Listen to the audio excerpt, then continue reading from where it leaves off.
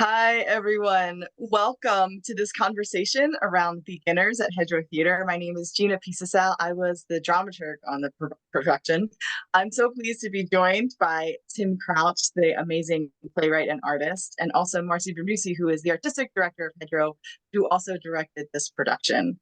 So we're going to talk for about 20 minutes or so. As Tim has said in interviews, it's really hard to talk about beginners without giving away the game. So we're going to try our best to do that as well. But I just want to start kind of in a general way. A question for Tim and things that I've been talking to, theater artists about as well. Of why, as an artist and a writer, why have you chosen why theater? What is unique about theater that suits you as an artist? That's a very good question. Is a question that I often ask when I teach around theatre is what can only theatre do, as opposed to any other art form? What's the specific thing, the unique thing? And for me, it's a combination of well, there's a lovely quote about thinking independently together, which is a nice one. I think theatre is a place where that can happen. And I think feeling independently together is also, but that sense of the sense of liveness, that this is a thing that will happen only once, only this time, and tomorrow it will be different, and the day after that will be different. So anyone who is here this one time will get something unique for them. And you don't get that on film and TV, obviously. What else? Oh my God, there are lots of strengths to theatre. I mean, the idea of a story being told still holds really strong to me. I have not jettisoned the idea of narrative in my work. All my plays attempt to tell a story. And all my plays, I think, attempt to leave space in the story to allow an audience to exist. So that's the distinction, perhaps, as well with theatre, is that the audience is present, and I would like to think that the audience is required. I see too many plays, I think, where the audience is not required, where it's like you wind the play up and off it goes, regardless of whether there's an audience there or not. So, sorry, that's a lot to say in a simple to a strong question. Yeah, something about aliveness and about the presence of an audience. And Tim, That's I really I love this play, and I love what you open up as you're saying with the audience being essential. And I feel like that even in reading your plays and being an audience member and now directing, of just the necessity, how you open this container and make us creative beings and curious beings and collaborators on all of those fronts. And so I'm curious what your approach then in crafting a piece, how you navigate what audience means to you as you're at the outset of a project. Yeah, every play is different. Although I say that if you scratch beneath the surface of my work, every play is the same. With a different story maybe attached, but still exploring the similar themes. Um, Most plays take quite a long time for me to write, to sort of percolate or ferment. Other than the first play I wrote, which I did in 5 days, everything else now is much more complicated. So I think the ideas of beginners came. Well, the true story about how beginners came about is that I happened to own a size 23 pair of Nike trainers. Size 23 is enormous. It's sort of this big. They're giant. I bought them in a factory outlet in Manchester, and I gave them to my middle kid for his Christmas present. And I still hold that they were the best present I've ever given my middle kid. And then I sort of went on a mission. I don't know what the American sizes are, difficult, but I got a size 16 pair of red high heeled shoes, much bigger than my feet. And I've got quite big feet. And I've got another pair of trainers that are slightly smaller than the size 23. And I felt when I put those big shoes on that I felt like a kid wearing grown-up shoes. And so I did a workshop one week in London at the Unicorn Theatre where the play was developed, where I got some actors and I got some giant size clothes and I got these giant shoes. And we just played with the idea of children playing, but without any attempt to play children, if that makes sense. So the only clue that would be given that these would be children were the fact the clothes they were wearing were enormous. And there's something wonderful, isn't there, about your son or your daughter, your child, dressing up in your clothes, something kind of moving and strange and beautiful. So I think that's where the beginnings of the ideas came from, and wanting in my work to, without giving spoilers, obviously, but wanting there to be a distinction between what the actor is and what the character is that they're playing. I think there should be a great freedom in theatre about what you say you are and what you actually are. And the danger is that theatre spends too much time trying to transform the actor to look like the thing that they say they are, whereas I think an audience is able to make that transformation themselves. And that's a more empowering experience for an audience. So yeah, trying to think how to play straight into child experience without adult actors pretending to be children. So all those sort of things. And then I've said this before, is I have 3 children, and I'm very lucky to have 3 children, and they're all grown up now, and I see the children that they were. And when I look at photographs of those 3, I see the adults that they became. And so to try and explore the slightly more abstract quality of where are we? Where do we exist on the line of our lives? Where is my 8-year-old self? And in my 8-year-old self, where was my older self? I have to just let the cat out. Will you excuse me? No, not come on, come in, Sandy. Oh my God. My cat is called Sandy. For those who know, I'm sorry, she's gone now. But for those who know beginners, there is a character called Sandy who is not a cat. True. Anyway, Sandy's out the room now. So it's perfect. I'm curious in that question, kind of that you began with the play, and as you started playing with performers, how there are young performers in beginners. So, in our cast, there are young performers, ages 11 and 12, I believe. And I'm not sure how old they were in your production, which you also directed at the Unicorn. But I'm just curious how a process how having young actors as part of the making, what other differences does that invite into a process? And also knowing potentially that there are younger folks in an audience, and I know you've written plays too that very much invite younger audiences, considering in your artistry, audiences are required. What does having younger folks involved in the process and in the audience, what kind of does that shift your artistic framework at all, or how does it? It does. Yeah, good question again. I would like to think it doesn't shift my artistic framework. I would like to vainly think that the work that I make for young people stands as work for older people, and sometimes vice versa. Or there are some plays that I would not of mine that I would not want young people to watch, but go the other way. Yeah, I try and give the same level of seriousness of thought to a young person's show. There is, of course, at the heart of any play, a play. There is play at the heart of a play. And I'm conscious about that in beginners, because in beginners, there is a play in the heart of the play. And that play in the heart of the play is also play. And I think as adults, we slightly lose hold of the quality of play that we have when we're young. And that saddens me. I don't mean that I spend my life trying to be a child, but I just think there are qualities of imaginative engagement that I try and put into the adult work that I write, the grown-up work that I write, and of course I put it into the young people's work that I write.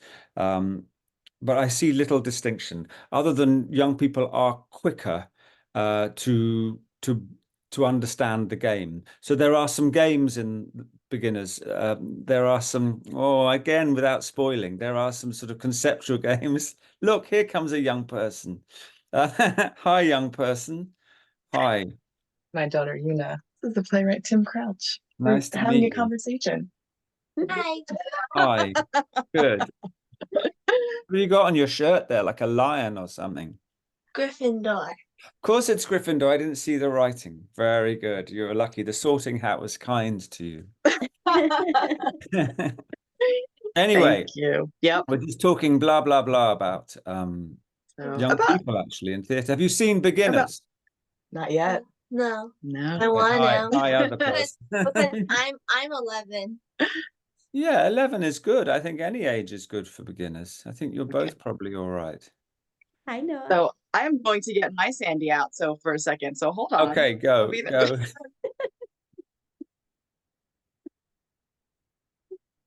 Oh, how funny. That's a perfect intrusion on Exactly. a very grown-up conversation. Sorry. It's Bye. Hello, good. Anyway, See, back there's liveness yeah, about it's good. That thing even in about Zoom. children in the audience. So I've made a load of pieces for young audiences, and I've made some pieces for young actors to perform. I mean, yeah, so I was talking about there are some sort of propositions in beginners that are very playful, and young people in the audience always get those propositions much quicker than the adults. Mhm. It does feel like a real family show, beginners. It's not a play just for young people. I think it works supremely well if it's young and parents or young and older, because the play is exploring the stretch of that intergenerational thing. But I think the formal ideas are kind of as complex in a way. But then I think any idea in theatre is pretty complex. Someone standing up on stage and saying they're the Prince of Denmark when they're clearly not the Prince of Denmark is quite a brilliant thing, and a thing that we've just taken for granted. So I think all I try and do in my work is just push what we take for granted to a point where we might remember what it is that we've taken for granted. The idea of one thing inside something else, the idea of this character inside this actor, that feels like a very playful thing. It's a thing a child would do. The idea of a spaceship inside this cardboard box, or the idea of anything inside anything. And as we get older, we don't trust the possibility of that. So yeah, I think I'm still writing in the adult work as well as the young people's work. I think I'm writing into the spirit of play. That's great. Is there something that you can share again, not giving the game away, as you worked on this play, that you discovered potentially like from a young person or from an adult, like that the audience who was seeing this live stream will see this moment. And I'm curious if it's a moment that either was co-collaborated with you or that you discovered kind of as a writer director as part of this process. Was there something surprising that you discovered? Good. I mean, there is a character in the play called Sandy, and without spoilers, Sandy is a particular kind of character. And there is the actor playing Sandy, and then there is the character of Sandy, the entity of Sandy. And I was interested to see how far I could sustain the sort of premise of that theatrical entity. Oh, it's impossible to talk about it This without. is why it's been really Yeah, hard. I know. that I'm was curious the then for big test. audiences. Yeah, that was the big test in all the work, in the whole of the play, was how far could we sustain one idea before the other idea came in. And usually I'm very happy for both ideas to coexist. And actually, once you understand what's happening in the play, then I think there is a great playfulness and a pleasure to understand these two states coexisting side by side.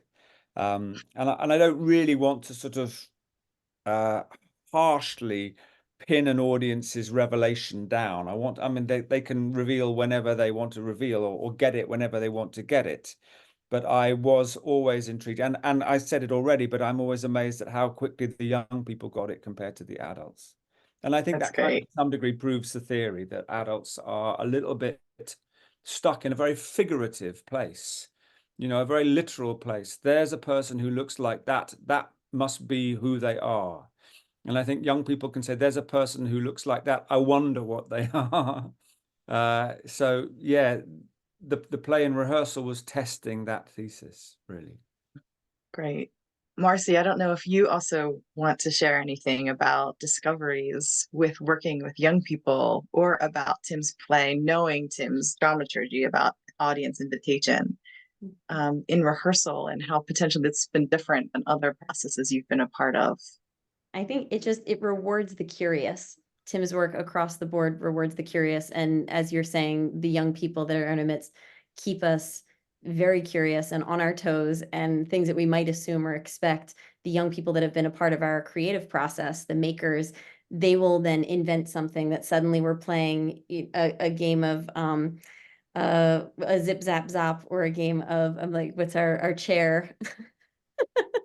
Musical chairs. Just like unexpectedly, moments of delight can come out of rehearsal in a moment of question. How do we handle a particular moment? And there might be a delight or an idea that a young person would bring that, again, is not assuming what we think we know about this art form and what we think we know about how you need to exist in a room, in a space. And Tim, as you've mentioned before, your children, and you've got a puppy and a kitty cat, and your puppy can pull you into play. And like, who are the beings that can invite us in to play and pull us out of ourselves? And having, younger audiences, that happens, having these younger performers, that happens. And now for ourselves, just to continue to have that permission of ourselves to be able to want to play and want to be open to new things. But I really do think that your writing, whether beginners or any of your works, they very much reward active listening and open curiosity. And I think that that's something that we found in spades with our young people. There is also a seriousness to the play. I mean, I Mhm. think the way we're talking now, it just sounds like it's just a lovely, jolly thing. But actually, the play is addressing something fundamentally universal that happens to all of us, and that weighs sometimes as a sort of heavy weight on our minds, and on particularly young people's minds. The state of the planet and the state of mortality and all that stuff that happens as well. And I think play is a way to come to terms with some of that, or to develop a relationship with those more complicated things. Yeah, they're in the play within the play. Mhm. Oh, again, without telling you the story, someone is conjured, someone is created, someone, yeah, death is defeated to some degree in that play. So, and I was worried perhaps that young people might not respond to that serious stuff, but from my experience, that's exactly the stuff that they're intrigued by, obsessed by in a way at that age. I'm going to switch my off. Go away. Sorry. Well, and it's treating this with so much respect and so much care, the seriousness of young people's concerns and questions, and validating that. So I feel like this is a play that centers on those realities of young people and treats them with the care that we do adult challenges, which of course they are of that severity and of that Yeah. significance. So it feels like honoring. Yes, and honoring, the existence of parents who are not perfect, I suppose. Every child has a relationship with the adult world different. Every child has a different relationship, but and not all those relationships are sweet and easy. So there is complexity in this play. The adults are they're a rum bunch, as we say over here. Not all of them, but most of them, because this is set on a holiday. And for some of these adults, they see it as a holiday away from the children. So these poor children are marooned by themselves, and the adults play a slightly sort of murky, distant presence to their action. From the time you had written it and directed it and to now, has it changed? Obviously, these characters are all your creation and all very connected to you. Is there a particular journey, whether the kids or adults, or is there a particular journey of the play that you find yourself more identifying with today? Does that make sense? Yeah, I mean, the play opened in 2018, and like 2 months before the play opened in 2018 in the UK, my mum died, and so the distance of that continues, of course, for me, and her presence still exists for me, and there is something very moving in this play. My mum had been ill for a long time, so clearly I think it was written with an idea of illness and the potential of mortality. And when I go back to this play, it's the thing that I do. I have a film of my production on Vimeo. I'm not allowed to make it public, but I will sometimes take solace in it Particularly, I can't even tell you when the moment is because that would spoil it for the viewer. But there's a particular moment which I will go to. I know where it is on the file, and it is a kind of conversation between young and old, and that has become increasingly important and difficult to watch, actually, for me. Yeah, you don't know. As a writer, it's quite unusual beginners for me because I don't usually write with such a strong sense of character. Um, and those characters are very much alive. We have a WhatsApp group still from the company who did the show, and it still goes, and we still get in touch, and it's kind of amazing because usually those show WhatsApp groups, they last for a bit and then they disappear. But there is such a strong spirit from that company and that show. So I've been sending that WhatsApp group photographs from you guys, which has been really nice to have responses from them. It's like there's another team of that experience happening over on the other side of the Atlantic, which is really lovely. That's so great. Oh my gosh. I wonder what our cast will after. I wonder, they'll hate each other probably. Yes. It is a family, it feels family for sure. And, having the kind of the pairings of the adults and the children has been really fantastic. And I think they've developed a certain relationship with each other. They love seeing each other like as the character, like here are the Nigels, here are the Barts, here are the Lucys. And so it's been really wonderful. So to zoom out again into just the field in general, so kind of as a last question, Yeah. I always tell folk, I'm as a teacher also in the field, to be in this field if you see a gap, to be in this field if there's something that you can offer, to be in this field because there is new questions or new explorations that haven't been answered or explored yet. And I'm just so curious now as an artist where potentially you see the gaps or where you're excited to fill spaces, or if relative to the field, but also potentially personally as an artist as well. Yeah. I sort of wrote a sister play to beginners called Superglue for a group of young actors, part of a scheme called Connections, which the National Theatre in London runs. And that was working with young people, teenagers, and elderly people. And that was taking the strengths of beginners and flipping it from a different perspective. But the perspective is still kind of around wanting to hold space open for an audience. So by and large in my work, I perform quite a lot of my work. I didn't perform in beginners, but I perform in a lot of my work. And I think I'm exploring the connection between what we say something is and what it actually is. And I think I'm slowly trying to strip that down as much as I can. I have a piece that I'm touring at the moment, which is I place an empty virtual reality headset on my face. It's empty. It has no digital contents whatsoever. And I narrate the thing that I see. So it's an empty space. I play in an empty space, but I fill, I hope, an audience's head with the projection of an imaginative other space or an imagined other space. And I'm working on a bigger play that I think is going to, yeah, I mean, like I said, I've written the same play over and over and over again, and it's all around that. And I obviously haven't quite succeeded in convincing everyone because people are still making plays the old way. And it's like, oh, okay, you're still doing that, are you? I had a play in 2009 at the Royal Court Theatre that was so kind of scabrously attacking of those kind of strange naturalistic processes of theatre. And what was weird was while we were performing that play, there was another company rehearsing another play in the same building who were doing all the things that I was scabrously attacking. So it's like, okay, I'm not going to change the face of world theatre anytime soon. So I don't, so I keep my ambitions human shaped and human sized. But for me, it is about playing with how little is needed for an audience to affect that transformation, I suppose. You probably won't see any big West End musicals from me anytime soon. Sorry, everyone. The nearest I've come to a musical is Beginners. I mean, it's crazy. And the nearest I've come to sort of theatricality is Beginners. And, we have, there are big theatrical statements, but I place them within a group of young people putting on a play. So I wanted to explore in beginners where theatricality comes from.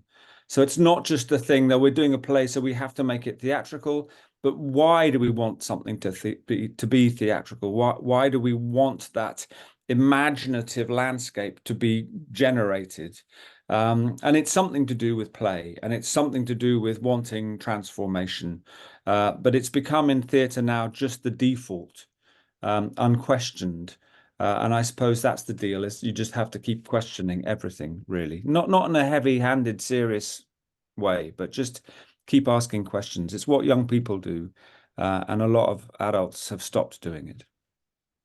That's really wonderful. Thank you. I think that your plays are so courageous in that they don't underestimate audiences, and they invite you to really figure it out as you go. Yeah. It's not an overhanded telling of this is the structure, this is how this play is going to go. It's a very, like, entering your worlds is I don't know, an adventure into the unknown, but it's in a way that you also are able to kind of hold our hands through it as well. So it's very wonderful. And I hope that folks that either have seen the play or are seeing the play will enjoy the adventure, which is what I keep calling it, of beginners. So I want to thank you so much for your time today. Thank you, Gina. Being across the pond, and also to Marcy, thank you so much for your work in this production. And I hope that everyone who is seeing this has enjoyed the stream.